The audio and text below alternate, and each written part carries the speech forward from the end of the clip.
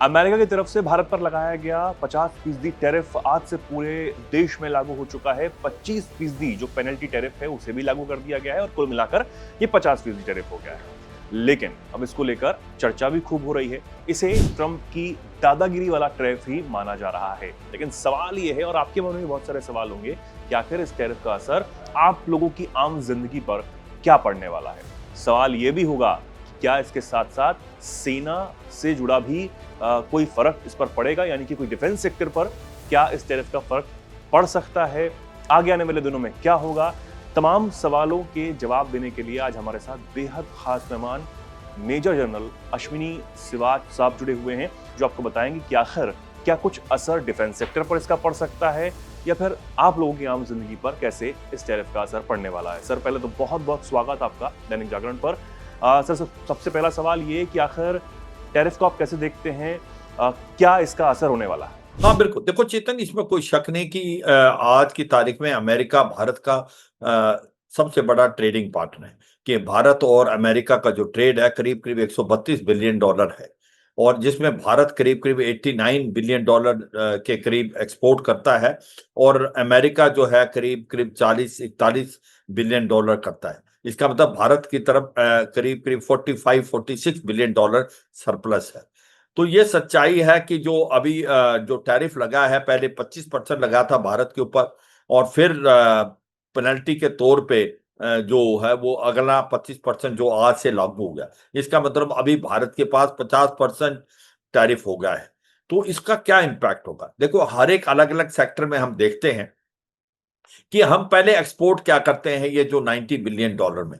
देखो, हम क्या करते हैं, हम यहाँ से एक फार्मास्यूटिकल भी करते हैं, उसके बाद इलेक्ट्रॉनिक भी हैं, जैसे पता आपको यहाँ सबसे ज़्यादा मोबाइल भारत बना रहा है, स्पेशली एप्पल के। इसके बाद हम टेक्सटाइल बहुत बड़ा इम्पोर्टेंट है, jam, jewellery, footwear, leather, auto parts, ये सब हम एक्सपोर्ट करते हैं, ये $90 बिलियन है। अगर हम देखें इसके अंदर जो 2 चीज़ें हैं, जो फार्मास्यूटिकल और एक प्रकार जो इलेक्ट्रॉनिक आइटम है, उस पे अभी तक उसने टैरिफ नहीं लगाया है कोई। तो ऐसा है कि 90 में से करीब की $25 बिलियन जो है उस पे कोई टैरिफ नहीं है। तो रह गया अभी करीब-करीब $65 बिलियन के, उसमें जो है उसका इम्पैक्ट होगा, चाहे वो टेक्सटाइल है, चाहे आपके ऑटो पार्ट्स हैं, जेम ज्वेलरी है। अब इसका असर क्या होगा?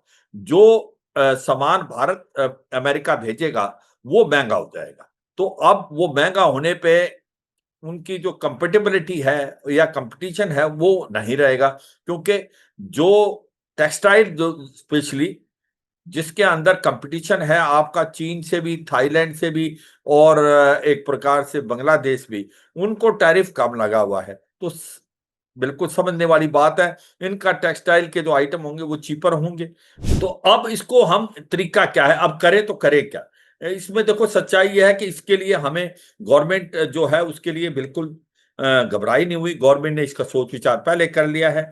उसने कहा कि एक तो इनको जितने भी ये हम एक्सपोर्ट कर रहे थे इसके लिए अल्टरनेट मार्केट ढूंढ रहे हो। यूरोप में ढूंढी जा रही है, अफ्रीका में ढूंढी जा रही है, साउथ ईस्ट एशिया में भी है, रूस से भी बातचीत हो रही है कि भाई अगर हमारे आइटम ये वहां नहीं बिकते तो हमारे कोई ऑल्टरनेटिव मार्केट हो।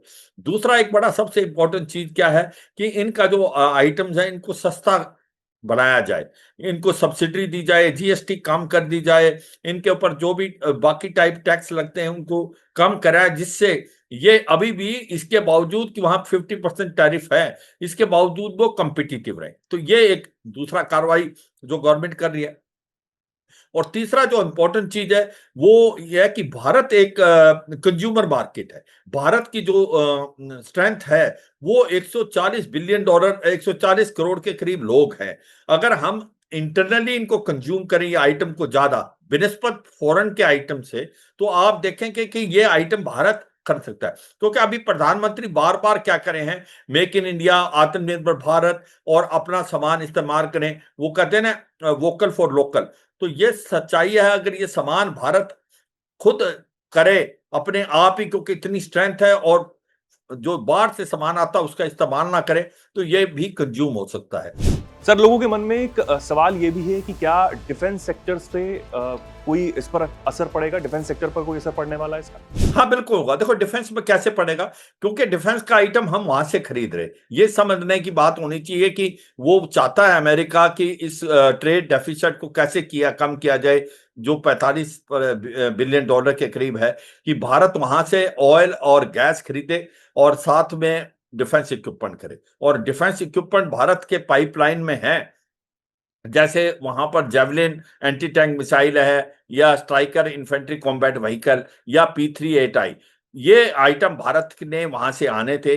मगर अब क्योंकि अगर उसने टैरिफ ज्यादा लगा दिया और भारत ये सोचता है कि भाई हम भी एक प्रकार से जो इनके ऊपर टैरिफ लगाएं, तो हो सकता है इन डील के ऊपर भी खटास पड़ सकता है। पर एक सबसे इंपॉर्टेंट चीज जो अमेरिका पुश करने की कोशिश कर रहा था भारत को, वो क्योंकि हमें 5th जनरेशन एयरक्राफ्ट जो है चाहिए, और हमारा जो एमका है उसको 10 साल लगेंगे, हमको 100 से ज्यादा मीडियम कॉम्बैट एयरक्राफ्ट चाहिए। और जो अमेरिका है वो ट्राई कर रहा है कि भारत F-35 खरीदे, पर भारत F-35 नहीं खरीदने वाला, क्योंकि भारत प्रेशर में नहीं आ रहा है, क्योंकि F-35 जो है वो बहुत कॉस्टली है, वो $100 मिलियन का है, और वो ट्रांसफर टेक्नोलॉजी में नहीं है। और जबकि रूस Su-57 जो कि 35 से $40 मिलियन है, वो transfer technology make in India. तो हो सकता है भारत जो F-35 को नहीं खरीदने वाला, ये भी एक कहीं ना कहीं अमेरिका को चोट लगी। जी बिल्कुल।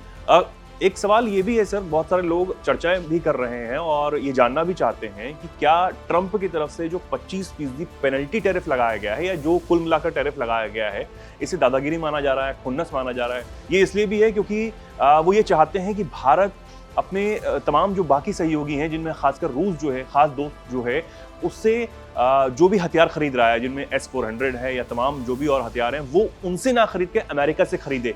अगर अमेरिका से खरीद लेगा तो उसके बाद शायद ये जो टैरिफ वाली दादागिरी है वो कम हो जाए, टैरिफ कम हो जाए। हाँ बिल्कुल, आपका पॉइंट में दम है चेतन। वही तो वो करने की कोशिश कर रहा है। F-35 आपके ऊपर प्रेशर डाल रहा है। अगर कल को आप F-35 खरीदने के लिए मान जाएं, तो हो सकता है वो इस टैरिफ को कम कर ले। यही नहीं, आपने बहुत ही एक इशारा किया S-400 का। हमारे पास अभी 5 इसकी यूनिटें आई थी, जिसके अंदर 3 आ चुकी, 2 ने आना है, और अब हमें S-400 और चाहिए, और S-500 की भी बात हो रही है।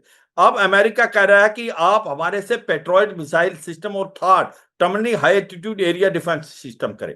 तो आपके पॉइंट में बहुत दम है चेतन। वो चाहता है कि आप रूस से हथियार लेने कम करें या बंद करें और अमेरिका से लें। अमेरिका जो पहले ट्रांसफर ऑफ टेक्नोलॉजी नहीं करता था, अब हो सकता करे, मगर भारत कह रहा है कि जो S-400 है उसने बहुत ही अच्छा ऑपरेशन सिंदूर में काम किया है, और उसने ऐसा किया कि कोई भी रॉकेट मिसाइल या एयरक्राफ्ट पाकिस्तान का भारत की एयर स्पेस में नहीं आ पाया। तो ये सच्चाई आपने जो इशारा किया कि आज ये प्रेशर टैक्टिक्स क्यों कर रहे हैं डोनाल्ड ट्रंप अमेरिका हमारे ऊपर, वो ये कर रहा है कि किसी तरीके से भारत को आर्म ट्विस्ट की जाए और भारत जो है अमेरिका से हथियार खरीदे, ना कि रूस से खरीदे। इसमें कोई शक नहीं है। S-400 की बजाय कहता है पेट्रोइड और terminal high altitude area defence system खरीदे, F-35 खरीदें, तो वो ये ही प्रेशर है। और दूसरा बड़ा प्रेशर वो डाल रहा है कि जो ऑयल है और गैस है, वो भी अमेरिका से खरीदे ज्यादा से ज्यादा आने वाले समय में। चेतन जी बिल्कुल, ठीक है। बहुत बहुत धन्यवाद सर आपका हमारे साथ जुड़ने के लिए। तो ये पूरा इस सवालों के जवाब कि आखिर क्या डिफेंस सेक्टर पर इसका कोई असर पड़ सकता है, या फिर अमेरिका जो ट्रंप की जो सोच है, जो दादागिरी है, वो कब कम हो सकती है, भारत को ऐसे कौन से कदम उठाए जाने चाहिए या फिर भारत उठा रहा है जिनसे इसका कोई असर जो है वो भारत पर ना पड़े, आम लोगों पर, आप लोगों पर ना पड़े। क्या कुछ आप सोचते हैं, इसे लेकर क्या कुछ कहना चाहते हैं, कमेंट सेक्शन में अपनी राय जरूर रखें और ऐसे ही जुड़े रहें, देखते रहें दैनिक जागरण। नमस्कार।